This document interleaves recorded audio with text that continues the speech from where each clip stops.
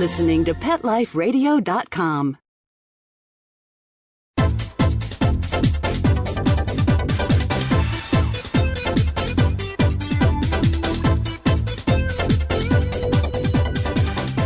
Hello! Welcome to the Animal Party on Pet Life Radio. I hope you have your party clothes on. Maybe your dogs are dressed up too. Maybe you got a little tiny Bichon that you decided to dress up just special for our guest today. Or maybe a Saluki. Or, well, actually she loves all dogs, so it wouldn't really matter what dog you bring. Dogs, cats. We're going to be talking at our party today. Our featured guest today is the author of Why Do Dogs Like Balls? And Why Do Cats Bury Their Poop? So it's going to be a fun party. We're talking to Caroline Coile today, that's for sure. So come right back after these messages for the Animal Party. We'll see you at the party table.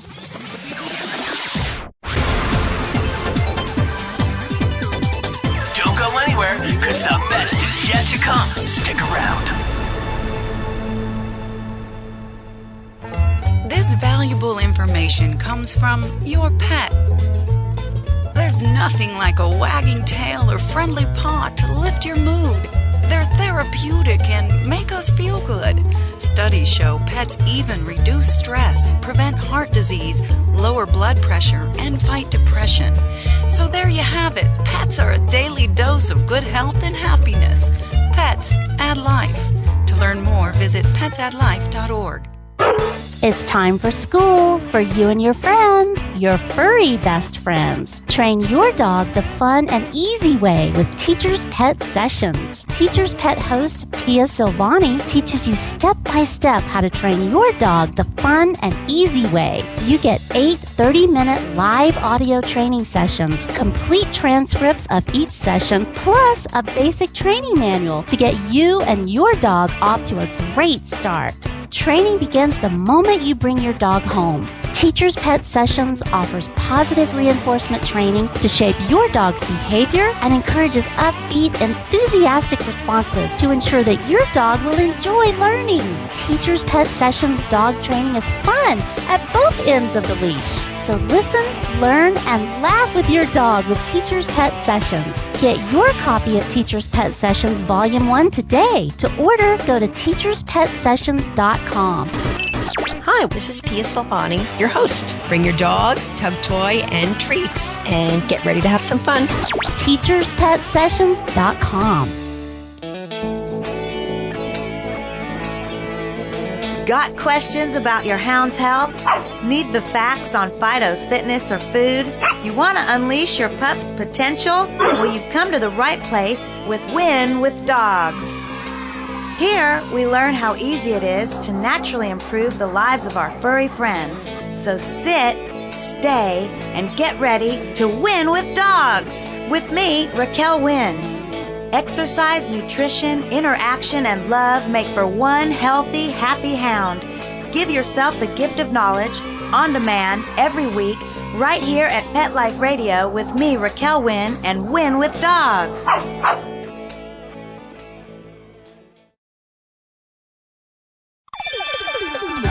Let's Talk Pets on PetLifeRadio.com.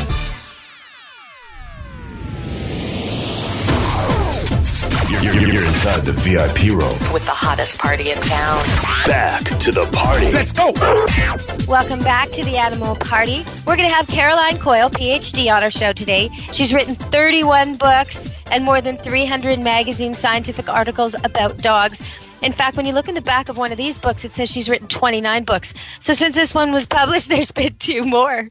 And so she's a prolific writer with awards behind her belt, including the coveted Dog Writers Association of America Maxwell Award, which I won once, but she won 7 times. So we're talking to a true animal expert. Welcome to the show and welcome to the party, Caroline.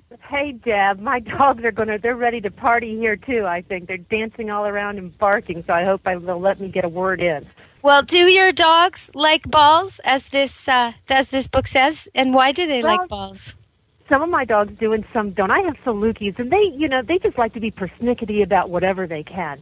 But my littlest dog, he's a ball fanatic. His dad only likes soccer balls, and my other dog only likes little balls. So sometimes you have to find the ball for the dog. I mean, I think the soccer balls, they have delusions of grandeur. They think they can carry them around and play soccer and get lots of millions of dollars, but they can't. Sometimes a ball inside a sock or a ball with something trailing will make a more interesting toy. But the dogs who do like balls, why do they like them? I think it's a simulated sort of, dogs love to chase things. They like to, they're wolves at heart. They like to chase anything that goes away from them, runs away from them, and a ball is just, it's erratic enough to be kind of like chasing a little round, bizarre animal. And, there's so much kids like balls. Everyone likes balls. So, and you can throw them, you can bounce them, they can catch them in their mouth. Some of the stuff in this book are questions like that, really fun and cute questions. But some of these questions, and I'll just ask you one of them, I've been asked myself many times. Now, here's one. Can dogs be homosexual? Now, that's a loaded one because you see boys humping each other, right? And you see what you describe in the book. You call it the chain. It's almost like something you'd see off gay porno channel. It's like a whole bunch of boy dogs standing on two legs all in a row, almost doing the bunny hop, humping each other all at once. Okay, that now, it looks gay. Yes. Is that gay? Is it gay? I don't know. Come on. They lend a new meaning to the word animal party when they do that. Because, it's a different kind of party today, everybody. Bring your fetish wear. No, but are they gay? No, they're not. In that case, they're not gay. I think all animals, there's good evidence that there's homosexuality in almost all species. But when you see one male dog or one female dog, humping the other one, most often it can be hormonal in the case of the females being in season or in a false pregnancy, but it can also be dominance, because that's one way they exhibit it. It's puppy play.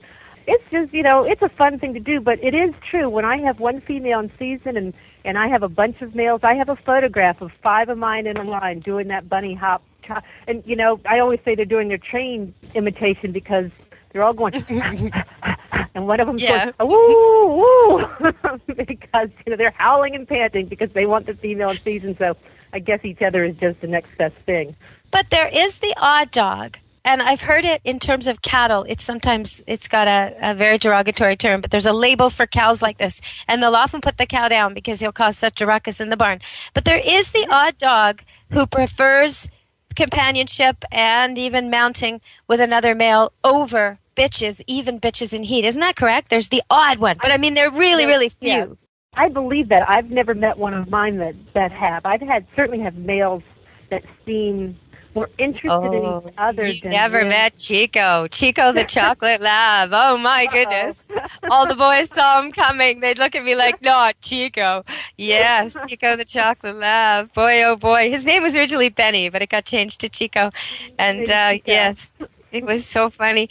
Okay, so you mentioned this just a second ago, so I'm going to ask you. We're talking to Caroline Coile, PhD, author of, and I'm just going to focus on this book today, Why Do Dogs Like Balls? Because I'm already seeing we're not going to have enough time at this party to talk about the cats, so we're going to do a dog party, and I'm going to have you back in the future to talk about why cats bury their poop and other things like that.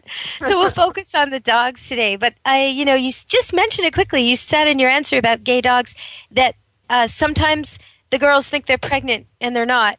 Okay, so why is that? That's one of your questions in this book. Yeah, that's true. And that's a perfectly natural thing for all dogs. We call it a false pregnancy, or more technically a pseudo-pregnancy. And it's because all dogs, whether they're bred or not, when they come out of season, they have the exact same hormonal changes in their body qualitatively, whether they're pregnant or not. And that's what makes it so hard to do. You can't give a dog, an early human pregnancy test because they have these same hormonal changes. Probably. Oh, so even chemically, even their blood would test wrong. That's interesting. So that's why they're so committed to it. I mean, they believe. Yeah. Some of them will even have milk. They believe, and they're not pregnant. Almost all of them will actually have milk to some degree. Some of them you might have to squeeze a nipple to find it, but others are just, they'll have false labor. They'll adopt a little, toy. We had one that adopted a rubber carrot once. She would have protected that little rubber carrot toy with her life. Or misguided. They'll adopt another animal, a grown animal, who's looking at them like they're nuts. Some Cocker Spaniel gets adopted by a mama Rottweiler and thinks it's having a bad day. There have been dogs. They can nurse to an extent, orphan puppies, and probably this is why this evolved, because in the pack, if something happened to the mother, the one dam in the litter that had pups, the other aunts, so to speak, the other females could take care of the puppies or help take care of them a little bit that way. And so they all kind of came in season at the same time if they did, and helped to raise this one litter. So I've seen packs where, and they're supposed to be working dogs, they're supposed to be protecting livestock animals, but they're basically pack up because they live outside and they only see humans a few times a day. But I've seen in this particular pack, what I've seen is females who, for whatever reason, didn't have puppies. Maybe the puppies died or they didn't go into heat anymore, they're too old. I've seen them try and steal puppies and nurse those puppies to gain status in the pack, because it's like then they have puppies themselves. And there will be big competition for the biggest, toughest one. If somebody has a litter of 10 puppies and there's one that's, way bigger than all the others, that puppy travels. Every time he's left alone, somebody nabs him. Poor thing. I guess he's popular. Yeah. He keeps getting bigger. Gets a lot of milk, though, right? Gets everybody's milk. I mean, he's doing all right. Okay, so somewhere in here you ask, and I worry about this. Okay, so we know dogs can really hear well. Do they hear those ultrasonic pest deterrent things? Like there's ones on cars for deer, there's ones in houses for dogs. What is going on with that? It sounds like it would be terrible. There's some of them some of those ultrasonic, like the ones you put on their collars even, it depends on the particular brand, because a lot of them are actually low enough that they're still high enough that humans can't hear them, but they're low enough that dogs can hear them, and especially cats can hear them. So I don't use the, there was a long time ago that I used those, and I said, it would drive me crazy if I had to hear this thing going on all the time. If it's supposed to get rid of rodents, imagine what it's, making your dog want to do.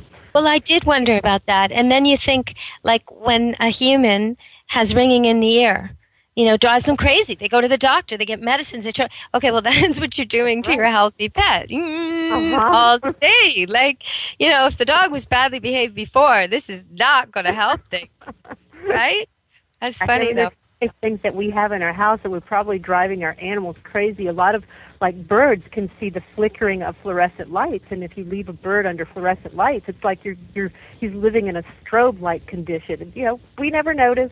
But because animals, they all have different sensory systems, and birds have such great vision. But I see we've wandered off I guess that's the next book. Why do birds, go crazy?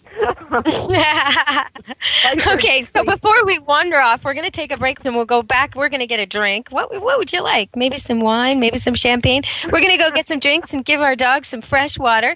And I'm just going to ask you to ask yourself, while you're on the break here, do you think you know what you would do if your dog got skunked? Okay, would you use tomato juice? Would you use Irish Spring, which I've been told works wonders? What would you use on your dog? And we'll tell you when we come back to the party, to the animal party. Enjoy our sponsors. Don't leave this party before it's over, because the best is yet to come. Only losers leave the party early anyway. Party on. Back in a few.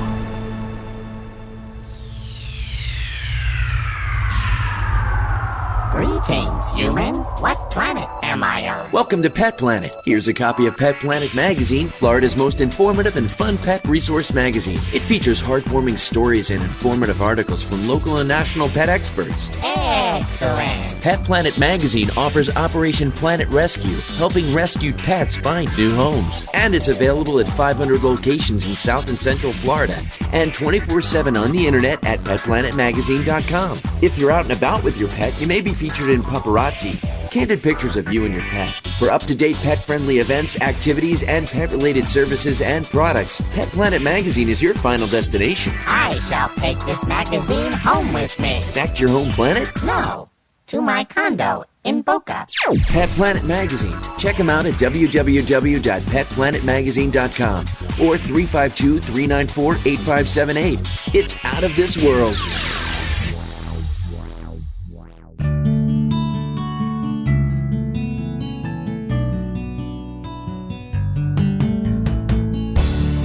When you're looking to add a pet into your life, consider adopting a homeless animal from your local shelter or rescue group. Whether you want a kitten, puppy, or a more mature pet, a purebred or a one-of-a-kind mixed breed, even a rabbit or hamster, your shelter has the best selection of animals anywhere, all screened for good health and behavior. PetLifeRadio.com presents Take Me Home with your host, Susan Daffron. Join us each week as we showcase wonderful pets, tell stories, and even throw some pet education into the mix. So get ready to find out why the pet adoption option can be a great way to add a furry companion into your life. Take Me Home every week on demand, only on PetLifeRadio.com.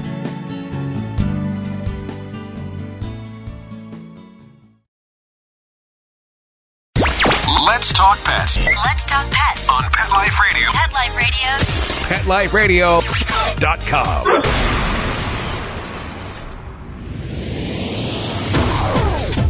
You're inside the VIP room. With the hottest party in town. Back to the party. Let's go! Welcome back to the Animal Party. We're here with Caroline Coile, PhD, author of Why Do Dogs Like Balls?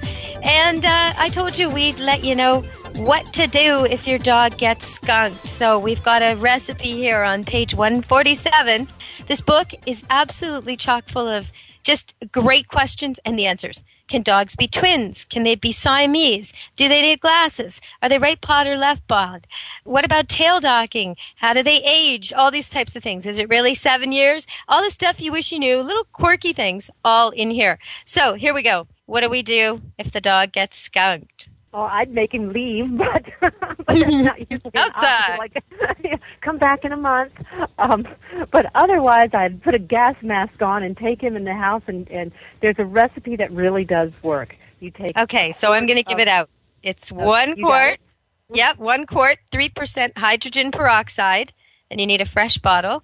A 1/4 cup baking soda, that's sodium bicarbonate, and 1 to 2 teaspoons of liquid dish soap. Mix that all up. Put it on the dog, and then what? Leave it on or rinse it off or what? You leave it on just a little bit and rinse it off. You may have to repeat it. Reapply. Yes. But now, repeat and repeat and repeat. Yes. I do have a caution. A friend of mine used this just last month on her black Saluki. And the Saluki was in a dog show. A couple Did of it weeks bleach? later. Yeah, you see this coming. He was in a red Saluki. She was. Oh, no. Yeah. Well, you know what? There's a lot of dogs out there with staining, and sometimes it's from their own saliva around their paws. And if you have a dog and you look down and you see lots and lots of brown marks all around its paws, chances are it's got an allergy and it's bugging itself. It's picking and licking and chewing. And maybe check on the food, talk to your vet, see about changing foods, changing ingredients, because that shouldn't be. But that's a funny one. Entered as the wrong dog. I do have a recipe to get rid of that red staining as well. Oh, what is it? That'd be great. What is that? It's equal parts hydrogen peroxide, milk of magnesia, and cornstarch. You mix it up, put it on the paw, let it dry, brush it off using like a little toothbrush or something. You may have to repeat it a few times, but you can get rid of the stains. Like sometimes they have stain under the eye and you want to go for a dog show. You have to be very careful. That's a great party tip. There's a lot of Bichons, Cocker Spaniels, Poodles. There's so many dogs out there with that gunk, and then they get this browny black stain, and it's so yucky. And, you just wish that the owners would clean it more often and remove it more often, but this sounds like a very good idea. So equal parts milk and magnesia, cornstarch, and hydrogen peroxide. Mix it up like a paste, I guess. Yeah, you can't mix it. It's like this little white paste. You have to do it immediately and then throw it away. Okay. But it works. Oh, right on. Okay, there's your party tip of the day. That's great. Okay, so let's keep going with this. I love this book. You know what, though? I know you've written many other books. 31. And one of them is tricks. Tricks for kids and tricks for people. Silly tricks, right? That's the name of the book? Tricks. It's a kid's book, but I tell you, it's the same sort of tricks and training methods that adults can use, and it's kind of geared so that if you wanted to put on a little show in front of your friends and family with you and your dog doing tricks, you could do a lot of fun things with them. Okay, well, tell me, can you give us one party trick at our party today, something that our listeners can try at home? Oh, gosh. Now you're going to let me think of a party trick that you could do. I'm looking through the book really quickly here and trying to think of one. Oh, you could teach your dog to say his prayers, for instance. Oh, let's do that. Okay. Okay, now let me try to find this in the book so I can remember how to do it.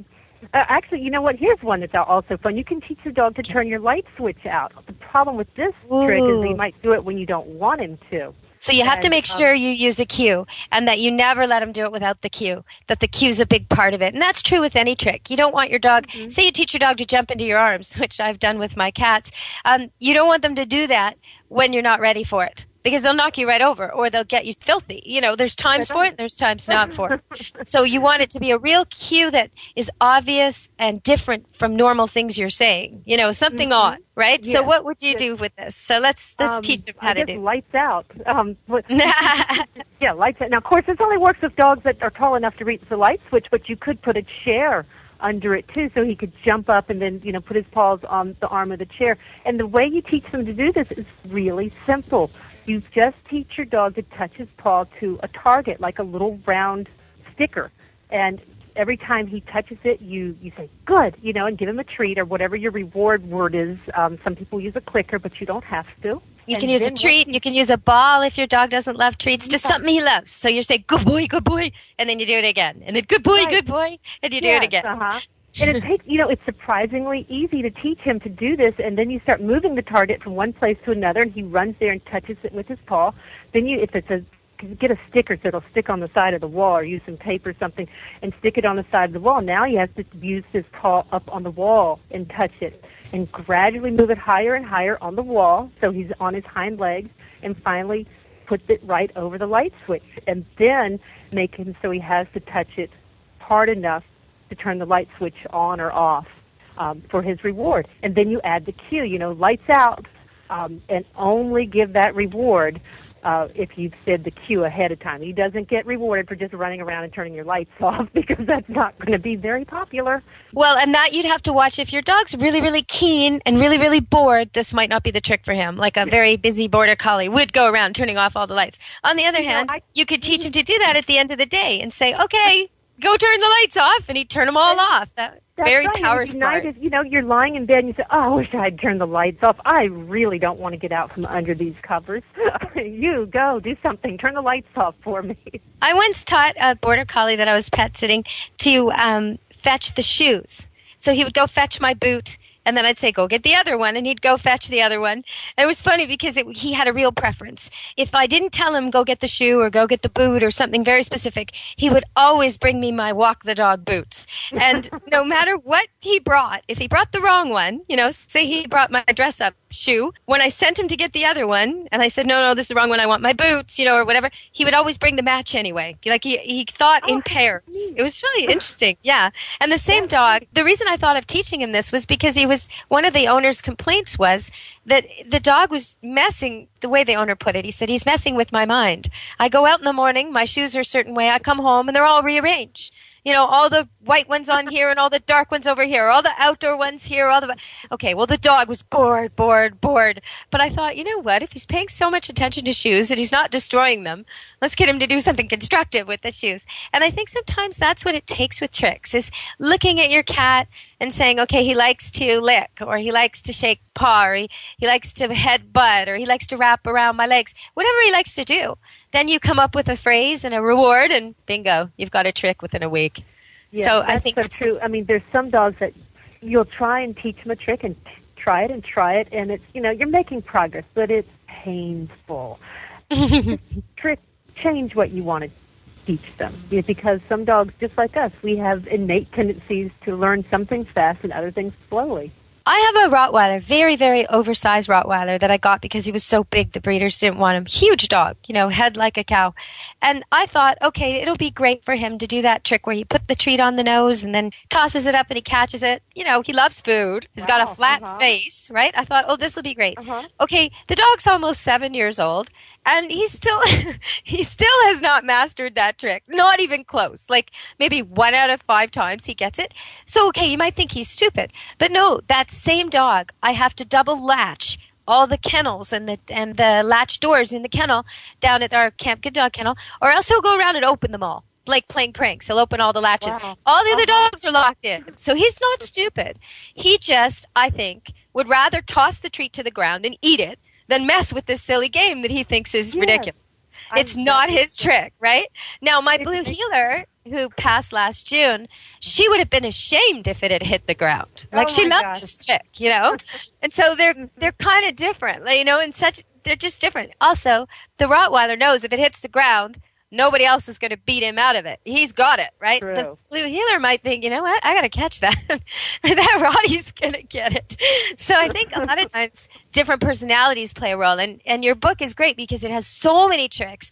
There's got to be one for your dog in there, or two or I mean, there's some for dogs that are just simple-minded, or you might think are, because, you know, that just require the dog to almost stand there and lick your face or something. Just easy stuff. And then there's some things that, you know, I tried all these tricks with my dogs. There were some I said, I'm going to have to borrow a neighbor's dog because my dogs are too dumb to learn this. Say, for instance, I have been trying to teach that throw the treat up and catch it trick for 35 years now. It's not happening. Oh, my goodness. Your technique must be. Have you tried with different types of dogs?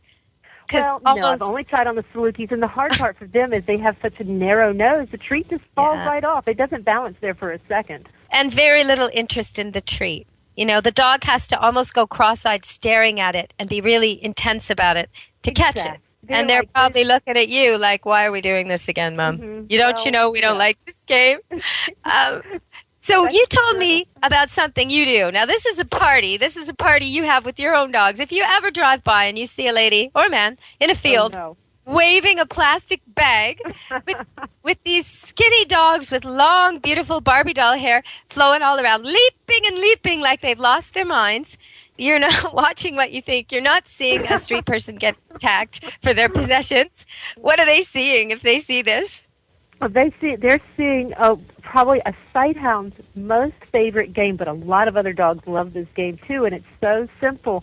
I exhausted all three of my dogs with it just yesterday when I didn't have time to take them for a real run, and I was in the yard and I said, okay, we're going to play with the lure. And it's just a white plastic garbage bag tied to a rope that's about maybe 8 feet long. You can use a leash even, and optimally on the end of a stick. Now, the best way is to use a horse lunge line whip because that really gets it going. And then the dogs love to chase this. You stand and you either run and try to run real fast, but you can't run fast enough. So you mostly end up standing and moving in this big circle around you, and it's kind of like lunging a horse except with a dog running full speed in circles around and around and around you. Then you turn around and go the other direction, and you pop it up in the air, and they leap up and try to catch it. And then when they catch it, it's this grand. They are so proud. They'll continue to run in a circle, just saying. They don't destroy it. Yeah, they do. Well, yeah, they do. But a plastic bag is not that expensive. Okay, they do. They rip it to shreds. They kill that pretend rabbit because that's what they're doing, right? Yes. They think it's a rabbit, don't they? They do. They know it's not, but they get almost as excited, and they rip its little guts out all over the lawn, and then you've got a big mess to clean up. So a humane way of practicing with a hunting dog without killing little critters. So, okay, so we've got a few books to recommend to you today. If you're a dog lover, you really need to get Why Do Dogs Like Balls? It's such a good coffee table book. It's great for just giving as a gift. And if you've got kids around and you think they're not doing enough with the dog, I like to say, when my kids are watching TV, I say, okay, when the commercial comes on, everybody pick a pet and do something. And my kids get a little bit competitive. They both want to teach the dogs more tricks than the other one or faster or this kind of thing. But in a commercial break, that's enough time to teach a trick, isn't it? It is, and that's the surprising thing. Everyone thinks you have to be some full-time dog trainer, but you don't. 30 seconds just spaced out every now and then. Yeah, like if you watched a movie, that's okay. There's a show in Canada called This Hour is 22 Minutes, because in an hour of a television show, you're lucky if you get 22 minutes of actual programming. The rest is commercials. So if every time there's a commercial break, the kids stop and teach the dog the same trick, and then they watch a show again, and then they stop and teach a dog. By the end of one movie, the dog's going to know the new trick, and it's so rewarding for the kids. Mm-hmm. And rewarding for the dog, too, because in that time, just been ignored, he's really looking forward to those spaced out little treats he's getting of attention. And you know what? Most of the time, the dog just lies there. He's getting rewarded for doing nothing. He's getting the wrong message as he gets lavished with cuddles and the kids. And he's hyper and he's bored and he wants to do stuff with his brain and he wants to interact with these kids, but he's just sitting there. So this kind of makes it so much better. And instead of the dog doing mischievous things to get the kids' attention, he'll start doing tricks for them. So I totally recommend these books. Where can people get them? They can get them probably almost any bookstore, but Amazon.com, of course, is a lot easier and right at your fingertips. So that's where I tend to go. And is there anything else you want to leave our listeners? I'm going to have you back on to talk about why do cats bury their poop and 200 feline facts, fallacies, and foibles. But is there anything else you'd like to leave our listeners with before we go today? Because the party's almost over. They're going to be gathering up their shoes and taking their dogs out for a little pee break. We didn't have any accidents, so that's good. That's exactly it. The more you can do with your dog, whether you're training them a trick, you're doing a little, little science experiment on them, you're doing anything active with them, the better behaved your dog is going to be. And that's the number one problem that dogs have, I think, is just lack of activities, lack of a chance to use their minds and their bodies. And that's it. So play with them. Have fun with them. Yes. Thank you so much, Caroline. That was Caroline Coile, PhD, author of Why Do Dogs Like Balls and Silly Dog Tricks. And we're going to have her back to the party. We just have to, because the cat people are saying, wait a minute, no fair. We didn't get equal time. No, today you didn't. So that means we're going to have a cat party. We're going to invite lots of cats, and don't wear anything navy because they'll be shedding all over the place. Take your antihistamines ahead of time. And we'll be having a cat party sometime soon on Animal Party at Pet Life Radio. Thanks very much, Caroline. It's been great having you to the party. I hope you'll come back. Thanks, Deb. Thanks for having me and my dog. You're welcome. Okay, next time come back with a cat. You got it. We'll bring the dogs next time. Okay, thank you. Well, Caroline Coile just left the party. She gathered up her dogs and she herded them all out of here. And now it's time for me to clean up, unfortunately. But lucky for me, there's no animal messes, just people messes. So I'll be seeing you all back again soon. And we'll be definitely having Caroline Coile back on to talk about cats. In the meantime, be good to your animals and we'll see you at the Animal Party. Oh, and if you want to have a psychic reading of your pet, send the picture to me, Deborah, at Pet Life Radio. Send me a photograph. The pet has to be shown full on, face frontal, both eyes showing and well lit. Send me the name of your pet and the question you want to ask the psychic, plus the photo, and please put the subject line pet readings so I know to put it in that section and send it on to the pet psychic. We'll be having Tim Ling on the show, and I'm collecting animals for him to read. So until then, be good to your animals, and thanks to Mark for making this show so amazing, and thanks to our sponsors too. We'll be back soon. Let's Talk Pets, every week on demand, only on PetLifeRadio.com.